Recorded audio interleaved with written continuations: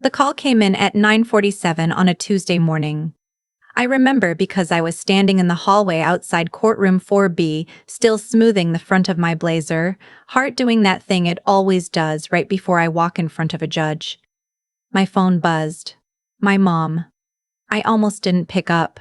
I had maybe 4 minutes before the bailiff called us in. But it was my mom, and some part of me, the part that still believed even after everything, thought maybe she was calling to say good luck. "Hey, I can't really talk, I'm about to. Your cousin's engagement party is Saturday," she said. "We need you to bring the potato salad, the big batch." I stood there in that hallway with the fluorescent lights humming above me and just stopped. "Mom. Saturday is my bar exam result ceremony, the one I told you about 3 months ago and again at Christmas, and when I called last week." There was a pause. Then, "Oh, that's this Saturday? I thought it was next week." It wasn't next week. She had the invitation on her refrigerator. I had sent it by mail specifically so she couldn't say she didn't know. "Well," she said, "you'll find out either way, right? It's not like you have to be there in person to find out if you passed." My co-counsel touched my arm. "The bailiff was calling us." "I have to go," I said. "So you'll do the potato salad?" I hung up. I passed the bar. I found out from a text notification at 6,014 that evening, standing alone in the parking garage by my car, still in my blazer, eating a granola bar for dinner because I'd been too busy to eat lunch. I sat in the driver's seat and cried a little. Then I drove home and fed my cat. "My name is Celeste." No, wait, I need to stop. That's not how I want to start this. Let me back up, because that Tuesday morning in the hallway wasn't the beginning. It wasn't even close to the beginning. It was just the moment I finally stopped pretending I was surprised. My name is Willa. I'm 31 years old. I'm a family law attorney, which, if you've been paying attention, is about as ironic as it gets. I spend my days fighting for people whose families have broken apart, and I went home every holiday to pretend mine hadn't. I grew up in a small city in Ohio, middle of 3 kids. My older brother took over my dad's contracting business right out of high school. My younger sister got married at 22, had 2 kids by 25, and became my mother's entire personality. And I went to college on a partial scholarship, worked nights at a restaurant, graduated with honors, got into law school on my 3rd application, took out loans that still make me nauseous to think about, and spent 7 years becoming someone my family never quite figured out how to talk to. They weren't cruel people. That's the part that always made it complicated. They didn't mock me or tell me I was wasting my time. They just redirected. Every achievement I mentioned somehow circled back to my sister's kids, or my brother's latest contract, or my cousin's new house. When I graduated from law school, my mom came. She did come. But she spent most of the reception telling the other guests about my sister's curtain business on Etsy. My dad shook my hand and said, "Proud of you, kid." And then asked if I knew anyone who needed a bathroom renovation. I kept telling myself, they love me. They just don't know how to show it. They're blue-collar people. They don't understand the world I'm in. Give them time. Keep showing up. So I showed up. Every Thanksgiving, every Christmas, every birthday. I brought wine and helped with dishes and asked about the curtain business and admired my nephew's soccer trophies. I held it all together with both hands and told myself the gap I felt was my own fault. I'd chosen the path that took me away from them. So of course things felt different. Then came Saturday, after I found out I'd passed, alone, in a parking garage. I drove to my apartment, fed my cat, and sat on my couch for a long time. I'd been waiting for this for years. 7 years of law school, clerkships, late nights, student loans, a life that was mostly work and studying and more work. And I was 30 years old, sitting in my apartment with a granola bar wrapper and a cat named after a Supreme Court justice. And nobody who loved me knew today was the day everything changed. I thought about calling my mom. I actually picked up the phone. Then I remembered the potato salad. I put the phone down. I texted my best friend from law school instead. She sent back 17 exclamation points and a voice memo of herself screaming, My supervising partner at the firm called me 20 minutes later. Someone had already told him, and he said genuinely, like he meant it, "Willa, I want you to know this firm is lucky to have you." I cried again, but the good kind this time. I went to the engagement party on Saturday. I didn't bring potato salad. I brought a nice bottle of champagne for my cousin and her fiancé, hugged everyone, smiled through 4 hours of my aunt asking if I'd met anyone yet, and left by 8. Nobody asked about the bar results, not once. Not my mom, not my dad, not my brother or my sister, or any of the 11 aunts and uncles and cousins who were there. My cousin's fiancé, a guy I'd met twice, shook my hand at one point and said, "So what do you do again?" And when I said I just found out I passed the bar, he said, "Oh cool, congrats," and turned back to the buffalo chicken dip. I drove home and I made a decision, not an angry decision, not an angry decision, not a dramatic one. I sat with it for a week first, the way you sit with a verdict before you announce it in court. I thought about all the ways I'd reframed things over the years, all the times I'd told myself they meant well, they just didn't understand. The distance was about lifestyle, not love. I thought about whether I was being fair, and then I thought about the granola bar in the parking garage. I took a week off work, first vacation I'd taken in 2 years, and I did something I'd been putting off for months. I found a good therapist, made an appointment, and started talking to someone who wasn't related to me. That part isn't dramatic, but it matters, so I'm putting it in. I also started looking at associate positions in other cities. I'd been at my firm in Columbus for 2 years, and I liked it, but I'd always told myself I was staying close to home for family. That particular reason didn't feel very solid anymore. 3 months later, I accepted an offer in Charlotte, North Carolina. I told my family I was moving. My mom said, "Charlotte, why Charlotte?" My dad said he'd heard the traffic was bad there. My brother asked if I needed help renting a truck. My sister cried a little, which surprised me, and hugged me longer than I expected and said she was going to miss me. That one hurt, actually. I hadn't expected it. I moved in February. The firm I joined did civil litigation with some pro bono family law work built in, which was the main reason I'd taken the offer. My apartment had a second bedroom I turned into an office. I learned where the good coffee was, found a running trail 2 blocks from my building, and started, slowly, building something that felt like a life. I talked to my family on the phone. Less often than before, but I talked to them. I'm not going to pretend I executed some clean surgical cut. It wasn't like that. It was more like I just stopped filling in the gaps, stopped driving conversation, stopped manufacturing closeness. When they called, I answered. When they didn't, I didn't chase. Here's the part that's hard to explain, without sounding like I'm recounting a movie plot. But it happened exactly like this. 8 months after I moved to Charlotte, I was assigned a case. My firm had taken on pro bono work for a woman. I'll call her the client, because obviously I can't share details. Who was trying to get out of a business partnership agreement that had gone badly wrong. Her former partner had essentially structured the contract to trap her. She put in the capital, he'd taken control of the operations, and when she wanted out, the agreement made it nearly impossible to exit without forfeiting everything she'd invested. It was a common enough situation, unfortunately. Predatory contracting. People do it all the time. The opposing counsel filed their first brief. I opened it, read the firm name at the top, and felt something very strange happen in my chest. The firm representing the other side was my uncle's construction company's legal team, the same firm my family had used for years, and the name of the opposing party, the one my client was trying to get away from, was my brother. I closed the document, I opened it again, I read it twice more. Then I walked down the hall to my supervising partner's office and said, "I need to tell you something." He listened. He was good like that, the kind of person who doesn't react before he's heard everything. When I finished, he said, "Okay, you're off the case. I'll reassign it today. And Willa, you did the right thing coming to me immediately."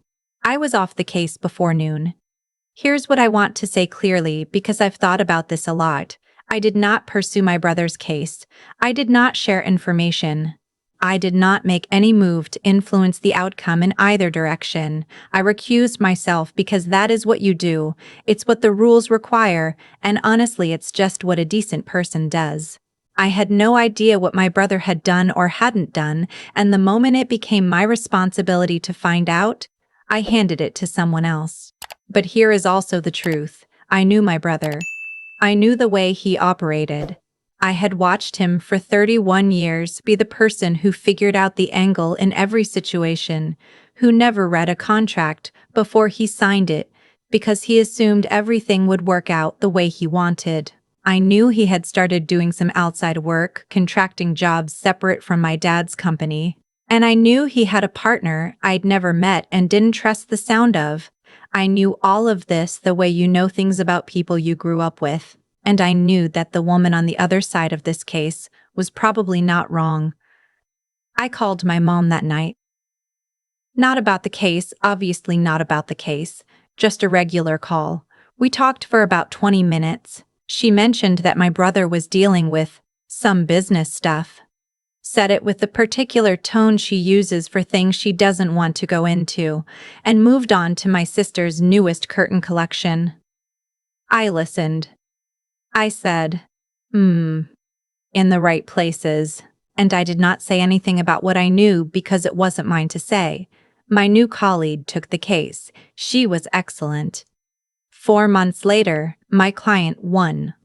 My brother's business partnership, the side operation he'd been running for 2 years, dissolved. The judgment required him to return a significant portion of the capital my client had invested. I only know the outcome because it became a matter of public record, not because anyone in my family told me. They didn't tell me. I don't think they ever connected it to me at all. I found out in January on a cold Tuesday morning when I was drinking coffee at my desk and ran a routine case record search for a completely unrelated reason, and there it was, my brother's name. The judgment, my client's name, redacted in some filings, but I knew. I sat with that for a while. I want to be honest about what I felt, because I think people expect you to feel triumphant in a moment like this, and that's not quite what it was. There was something there, a kind of grim satisfaction, the feeling you get when a situation resolves the way it should. But mostly, I just felt tired. Tired and a little sad in a way I couldn't entirely name. I texted my brother that evening. Not about the case. Just, "Hey, haven't talked in a while. Hope you're doing okay." He texted back 3 days later. "Yeah, been a rough few months. You good?" "Yeah." I said, "I'm good." That was it. That was the whole conversation. Before I tell you what I did next. Actually, before I get there, I want to ask you something, because I've been thinking about it ever since, and I don't have a clean answer. If you found out a member of your family had done something that hurt someone else, not something illegal exactly, just something wrong, and the only way you knew was because of your job, would you say something? Would you tell them what you knew, even if it meant crossing a professional line? Or would you stay quiet, do your job, and trust that things would work out the way they should? I've asked myself this many times. I don't know if I made the right call. I made the ethical call. Sometimes those are the same thing. Sometimes they're not, and you just live with the version you chose.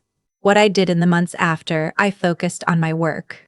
I took on more pro bono cases, specifically ones involving contract disputes and small business fraud, because I'd gotten interested in the patterns. I joined a nonprofit that provided free legal consultations to first-generation entrepreneurs, people who were signing agreements without fully understanding them, who were getting taken advantage of in exactly the way my client had been. I got good at it. I got fast at seeing the traps. I also, and this is the part I'm almost shy about saying out loud, started being honest with my family, not in a confrontational way, not with a speech or letter or a sit-down, just in small, specific ways. When my mom called and redirected a conversation about my life toward my sister's kids, I redirected it back, just gently, without drama. "Actually, I wanted to tell you about something that happened at work this week." When my dad asked if I was seeing anyone for the 14th time, I said, I'm really happy with my life right now, and I'd love to talk about something else. When my brother called finally, about 4 months after that text exchange, and wanted to talk around what had happened to his business without actually naming it, I said, I'm sorry things have been hard. If you want to tell me what happened, I'm listening. He did tell me. It took 3 calls and about 6 weeks, but eventually he told me he'd gotten into business with someone he thought he knew and didn't, signed agreements he didn't understand, and lost a lot of money when it fell apart. He didn't mention a judgment. He didn't mention a lawsuit. He talked about it as if it had just happened, the way bad weather happens. And I listened. And I said I was sorry, and I didn't tell him what I knew. I still don't know if that was right either. Here's what I know for sure. I know that the woman I represented, not directly, but who I'd been assigned before I stepped away, came into our office 6 months after the judgment to meet with my colleague. I happened to be in the hallway when she came in. She was maybe 50, and she was dressed nicely, and she was smiling in this way that people smile when something heavy has been lifted. She stopped and asked if I was Willa. My colleague must have told her about me, and she said, I just wanted to thank whoever was involved. I can start over now. I can actually start over. I said I was glad. I shook her hand. I went back to my desk. I sat there for a minute after, looking at the case files stacked on my chair, the coffee going cold on my desk, the city outside the window. I thought about the parking garage in Columbus, the granola bar, the phone notification at 6014, the way nobody asked. I thought about the woman in the hallway who could start over. I thought about my brother on the phone, talking around the thing that had happened, and how I'd listened, and how somewhere in the mess of it I had understood, maybe for the first time, that being the person who does the right thing doesn't always feel like winning. It feels like being steady. It feels like keeping your hands where they're supposed to be, even when nobody's watching to appreciate it. I called my mom that weekend. She asked if I was seeing anyone. I said no, and I'm happy, and I want to tell you about a case I'm working on. She listened. Not perfectly. She interrupted twice and mentioned my sister's kids once, but she listened. That was something. I still don't have the family I wanted when I was 22 and signing my first loan documents and believing that if I just worked hard enough, eventually everyone would see it. I'm not sure that family was ever going to exist. But I have a life that I built myself, in a city I chose, doing work that matters to me. I have a colleague who sends me articles about contract law at 11 p.m. because she knows I'll have thoughts. I have a cat named after a Supreme Court justice who sits on my feet when I'm reading case files and acts like he's helping. And I have, occasionally, a phone call with my mom where she stays on the topic for more than 4 minutes. I'll take it. If you're somewhere in the middle of this, in that place where you keep showing up and hoping someone will finally see the version of you that you know exists, I just want to say you are allowed to stop manufacturing closeness. You're allowed to let the gap be the size it actually is instead of the size you've been pretending. You don't have to blow anything up. You don't have to write a letter or make a speech or deliver a reckoning. You can just stop filling in the space and see what's actually there. Sometimes what's there surprises you. Sometimes it doesn't. Either way, you'll know. I've thought a lot about what actually changed my life, and honestly, it wasn't the judgment. It wasn't the case, or the moment I saw my brother's name in the filing, or even the day I accepted the offer in Charlotte. The thing that changed my life was a granola bar in a parking garage at 6014 in the evening, and the silence on the other end of a phone I didn't call. That sounds small. It was small. But sometimes the small moments are the ones that finally tell you the truth you've been too busy to hear. I spent years believing that if I kept showing up, kept being the one who drove home for every holiday, kept asking the right questions, kept being interested in curtains and soccer trophies and bathroom renovations, eventually the equation would balance. Eventually there would be a version of my family where I fit. I worked toward that version the way I worked toward the bar exam, with discipline, with consistency, with the belief that effort is always eventually rewarded. What I didn't understand then is that effort only gets rewarded when it's pointed at something real. You can pour everything you have into a container that has a hole in the bottom, and all you'll end up with is empty hands and the confusion of someone who did everything right.